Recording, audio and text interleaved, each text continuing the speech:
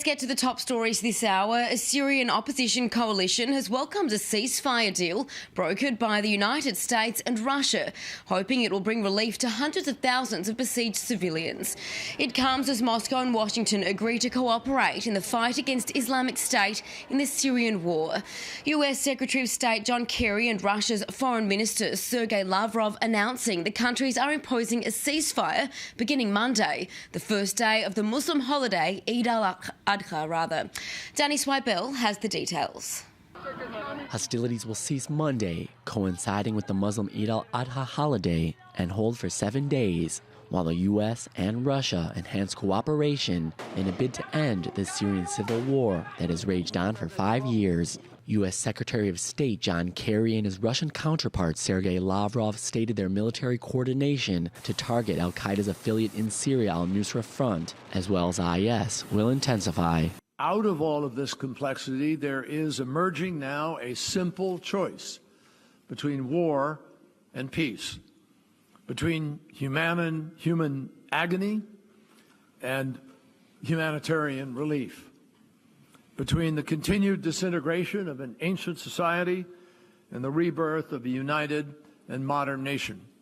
Kerry said the, quote, bedrock of the deal was preventing the air forces of Syrian President Bashar al-Assad from flying combat missions anywhere that the opposition is present, citing evidence in the past that Assad would use the threat of Islamist rebel groups like IS and Nusra to target moderate rebel forces.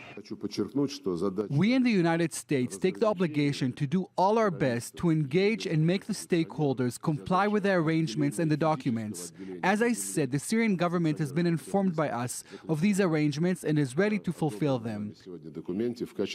It is the hopes that locations besieged like the Syrian city of Aleppo, that already faces a severe shortage of food and fuel, will see a reduction in civilian casualties with the delivery of humanitarian aid, as well as the easing of barrel bombing on the city. But U.S. defense and intelligence officials have questioned Kerry's insistence that the Russians can be trusted to abide by the accords that could possibly end this long-running conflict that has already killed over 290,000 people and displaced half the country's population. And joining me now on the phone is our Middle East correspondent, Mohammed Al-Qasim. Mohammed, how much confidence is there that this deal will be kept? Well, this one looks like it's a legitimate deal, and it's something that both global powers have been going after for quite some time. And just to show you how much that everyone is eager for a ceasefire, the Turkish Foreign Ministry has just announced that it welcomes the agreement and it will respect the ceasefire once it's effective on the ground.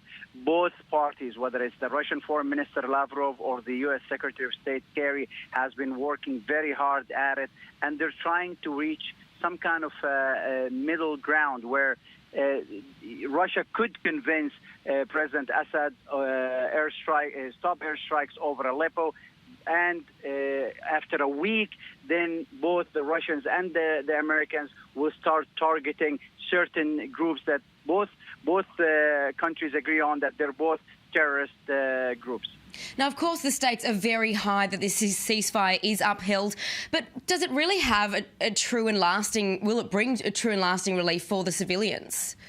Well, listen, this agreement does not even consider the fate of President Bashar al-Assad, and that's why many of the Syrian opposition is skeptical about the agreement. But both parties now, they're not looking for a final comprehensive agreement. They're looking for a step-by-step kind of agreement, a gradual agreement to reach an end resolution to the almost six-year war in Syria. That's why they're talking about Aleppo. They're talking about maybe a ceasefire just before the Muslim holiday of Eid al-Adha. And if that holds for a week, then they may expand and start building on it.